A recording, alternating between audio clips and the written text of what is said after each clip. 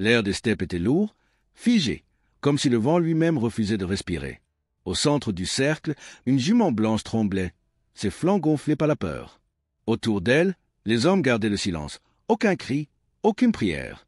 Une seule torche éclairait la scène, dessinant sur la terre les ombres d'un empire sans pitié. On amena la femme. Narin. Son visage portait la dignité qu'aucune corde ne pouvait briser. Elle avait 32 ans, le corps mince, les épaules couvertes de poussière, les lèvres fendues par le froid. Ses cheveux bruns, mêlés de mèches sombres, tombaient en désordre sur ses joues. Ses yeux, d'un vert profond, semblaient encore chercher le ciel qu'on lui avait déjà interdit. Les guerriers la forcèrent à s'agenouiller. Personne ne parla. Seul le souffle de la jument rompait le silence, rythmé, presque humain. Argan, le bourreau, s'avança. Il ne leva pas les yeux vers elle. Il avait vu des centaines de morts, mais celle-ci pesait différemment. Elle n'était pas une ennemie, elle était un avertissement. Ses mains, épaisses et dures, tenaient la lame comme un instrument sacré. Le premier coup trancha la peau de l'animal. La jument hurla, un cri si pur qu'il fit vaciller la torche. Narin serra les dents. Son cœur battait à un rythme qu'elle ne contrôlait plus. Argan, sans un mot, écarta les organes, créant cette poche impie dans la chair vivante. Les prêtres mongols murmuraient. Aucun sang noble ne devait toucher la terre. C'était la loi. Quand on la souleva, le ciel parut s'effacer. Le froid mordait sa peau, mais la chaleur du corps du cheval brûlait déjà contre elle. Elle voulut crier, mais sa voix se perdit dans le vacarme des tambours. Puis les coutures se fermèrent, fil après fil. La lumière de la torche vacilla une dernière fois. Et dans cette nuit, deux respirations se confondirent. Celle d'un animal mourant et celle d'une femme qu'on n'allait pas oublier. Cliffhanger. Personne ne le savait encore, mais cette femme allait survivre à la mort elle-même. On dit que les Mongols ne craignaient rien. Ni le froid, ni la mort, ni les dieux étrangers. Mais il existait une seule chose capable de les faire reculer, le sang. Le Yasa, le grand code de justice promulgué par Gengis Khan, ne se contentait pas de punir. Il régulait la vie, la mort et l'au-delà. Chaque crime avait sa forme de silence. Voler un cheval, la pendaison. Tuer un noble, l'effacement. Mais quand le sang risquait de toucher la terre, tout changeait. Les anciens disaient, le sang contient l'âme. Si tu le verses, tu libères le démon. C'est pourquoi les nobles mouraient sans blessure. Leur peau restait intacte pour que la terre ne boive jamais leur essence. Dans les tentes de soie du palais impérial, on récitait ces lois comme des prières. Le Khan, assis sur son trône de jade, écoutait les moines chamans débattre. Faut-il purifier la mort ou purifier la faute? Personne n'osait répondre. Dans cet empire qui s'étendait de la Corée à la Hongrie, chaque exécution était une offrande au ciel. Mais sous la beauté des rituels, il y avait autre chose. Un calcul froid. Les femmes adultères, les traîtres, les espions, tous partageaient la même punition, être enfermés dans un cheval encore vivant. Pas pour la douleur, pas même pour la honte, mais pour éviter l'impensable, que le sang noble touche la poussière du monde. Le bourreau Argan le savait. Il avait appris à couper sans verser, à tuer sans blesser. Et pourtant, cette fois-ci, il sentait que quelque chose allait se briser. Dans les plaines de Karakorum, la loi du sang régnait comme une religion. Et dans ce monde où la pitié n'avait pas de nom, une seule femme allait en révéler la faille. Cliffhanger, car quand le sang ne coule plus, c'est l'âme qui commence à hurler. L'empire mongol n'était pas né de la cruauté. Il était né de l'ordre. Chaque pas de cheval, chaque flèche, chaque mort, tout obéissait à une logique invisible. Ce n'était pas la sauvagerie d'un peuple, mais la mécanique d'un monde. Sous le règne de Kubilai Khan, les routes traversaient les continents comme des veines d'or. Les messages voyageaient plus vite qu'en Europe, les lois circulaient comme le vent des steppes. On disait que rien ne pouvait arrêter les cavaliers du ciel. Mais ce que les étrangers ne voyaient pas, c'est que cette perfection avait un prix. Un empire sans pitié, bâti sur la peur et la discipline. Les espions chinois parlaient d'une justice silencieuse. Les ambassadeurs persans décrivaient des exécutions sans armes. Et pourtant, les rumeurs parlaient d'un cri, celui qu'on n'entendait jamais, mais qu'on sentait résonner dans les os. Argan, le bourreau, connaissait ce cri. Il avait appris à le reconnaître dans le regard des condamnés. Ce n'était pas le hurlement du corps. C'était celui de la conscience, au moment où l'esprit comprend que personne ne viendra. Un soir, alors qu'il nettoyait sa lame sous la tente des exécuteurs, il osa poser une question au moine gardien du Yasa. Et si la pitié était une faute, que reste-t-il de l'homme? Le moine ne répondit pas. Il se contenta de souffler la flamme de la lampe. Dans l'obscurité, Argan sentit pour la première fois le poids du silence impérial. Ce même silence qui maintenait des milliers de lieutenants en obéissance. Ce même silence qui, demain, étoufferait les cris de Narin. Au cœur du plus vaste empire de l'histoire, la justice avait cessé d'être humaine. Elle était devenue une géométrie de la peur. Cliffhanger. Mais ce que l'Empire n'avait pas prévu, c'est que l'une de ses victimes allait lui renvoyer son propre reflet. L'aube se levait à peine sur les steppes. Une brume froide rampait sur la terre comme une prière refusée. Devant les tentes des juges, on préparait le rituel le plus ancien, le plus pur. Le cheval devait être vivant, la femme consciente, le silence total. Argan se tenait près de l'animal. Ses mains tremblaient un instant avant qu'il ne les cache dans l'ombre. Il savait ce que cette journée signifiait. Une âme noble allait disparaître sans trace. Et pourtant, dans son cœur, un murmure persistait. Pourquoi elle? Narin fut amené. Ses pieds nus glissaient sur la poussière humide. Son visage portait les marques de la nuit sans sommeil, lèvres craquelées, yeux rougis mais ouverts, fixant l'horizon. Elle ne pleurait plus. Son corps fragile semblait déjà fait d'air et de cendres. Les tambours cessèrent. Un moine s'avança et lut la sentence. Les mots étaient simples, presque doux. Le sang ne doit pas toucher la terre. Que le ciel reçoive ce qui appartient au ciel. Alors, Argan leva la lame. Un seul trait, précis, le long du flanc de la jument. Un cri déchira l'air, ni humain ni animal. Le monde sembla se contracter. La bête frissonna, la femme ferma les yeux. On écarta les entrailles avec soin. Les prêtres murmuraient, les soldats détournaient le regard. Puis on souleva Narin. Sa peau toucha la chair encore chaude. Elle sentit le cœur du cheval battre contre sa poitrine, un battement lent, épais, monstrueux. Les coutures commencèrent. Fil après fil, la lumière disparaissait.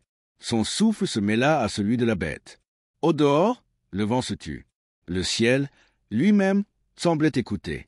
Quand Argan fit le dernier nœud, il sut qu'il venait d'enfermer plus qu'un corps. Il avait enfermé une conscience, une prière, une malédiction. Cliffhanger. Mais ce qu'il ignorait, c'est qu'en cousant cette chair, il venait de défier les dieux eux-mêmes. Au début, il n'y eut que le silence. Puis, peu à peu, la respiration du cheval se fit irrégulière, haletante. Sous la peau, Narin sentit le monde rétrécir autour d'elle, la chaleur, l'odeur, la peur. Chaque battement du cœur de la bête résonnait dans sa poitrine comme un tambour de guerre. La première heure passa dans la confusion. Son corps transpirait sans relâche, mais la sueur restait prisonnière, piégée dans cette tombe vivante. L'air manquait déjà. Sa tête tournait. Elle pensa que c'était la fin. Mais la mort, elle, était patiente. Le premier supplice fut la chaleur. La chair du cheval, encore vivante, montait en température. De 38 à 45, puis 50 degrés. La vapeur brûlait sa peau. Son souffle se faisait court. Le monde entier devint rouge. Elle voulait crier, mais sa gorge était sèche, son cri ne sortit jamais. Puis vint l'étouffement.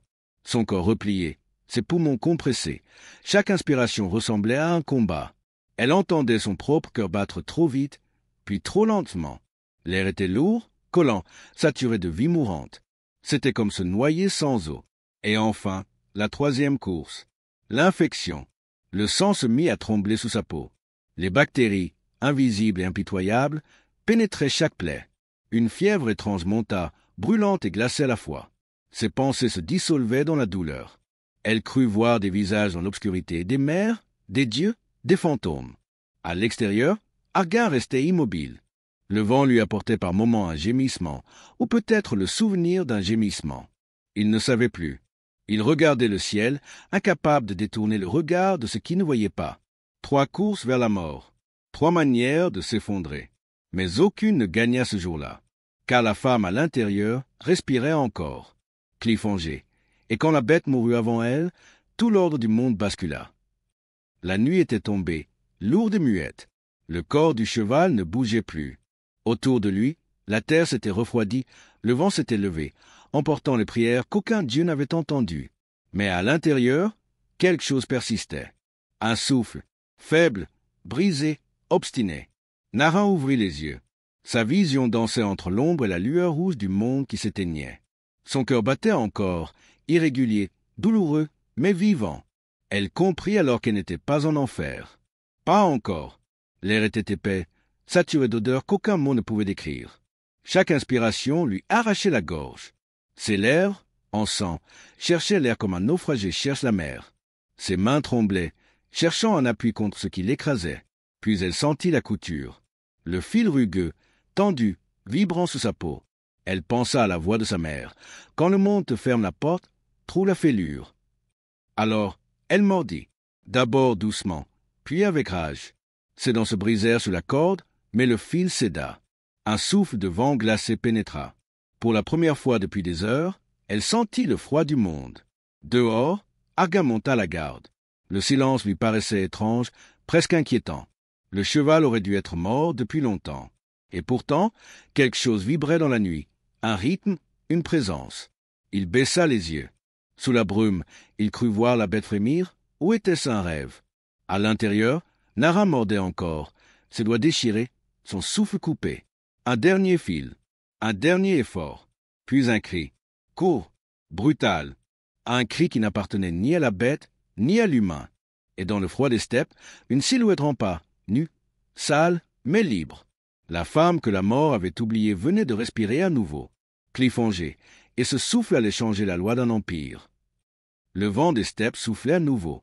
Il portait avec lui l'odeur du froid, de la terre et du mensonge. Dans la grande capitale de Karakorum, un cavalier arriva à l'aube couvert de poussière.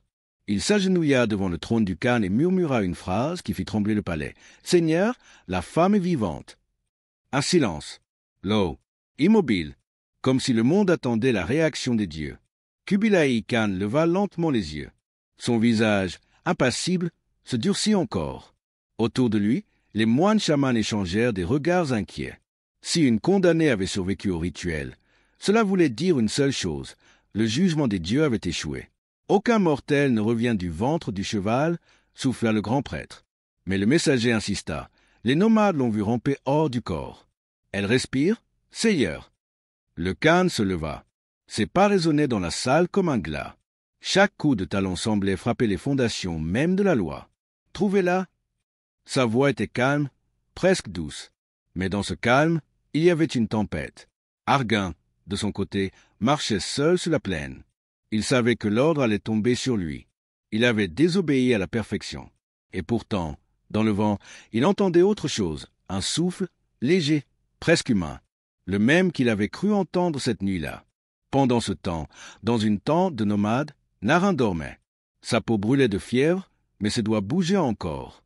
Une vieille femme lui posa la main sur le front et murmura « Celle-là n'est plus du monde des hommes. Elle a respiré dans la bouche de la mort. » Cliffongé, et le vent, cette nuit-là, porta son nom jusqu'au palais. Le palais impérial sentait l'encens et la peur. Les pas d'Argan résonnaient sur le sol de marbre, lourd, mesuré. Les gardes s'écartèrent sans un mot. Devant lui, sur le trône de jade, Kubilai Khan l'attendait. Le Khan ne parla pas tout de suite. Il regarda l'homme, cet instrument de sa loi, cet exécuteur du silence. Puis, d'une voix calme, il demanda « Dis-moi, Argan, as-tu bien fermé la couture ?» Le bourreau baissa les yeux. Ses mains tremblaient. « Oui, Seigneur. » Mais elle a vécu. Un frisson parcourut la salle. Les moines chamans murmurèrent des prières contre le mal. Kubilai se leva. Sa robe d'or bruissait comme un orage. Si elle a vécu, alors c'est que les dieux ont menti, ou que nous avons menti à leur place. Argan leva enfin le regard. « Seigneur, j'ai vu sa volonté. Ce n'était pas un miracle. C'était une lutte. L'homme ne meurt pas quand on le commande. » Un silence glacé s'installa. Jamais un bourreau n'avait parlé ainsi. Le Khan s'approcha. Ses yeux, sombres comme la nuit des steppes, brillaient d'un feu intérieur. « Tu doutes du Yaza? Tu doutes de la parole des ancêtres ?» Argan répondit d'une voix basse. « Je ne doute pas des ancêtres, Seigneur. Je doute des hommes qui les utilisent. » Les moines poussèrent un cri. Mais le Khan leva la main. « Laissez-le.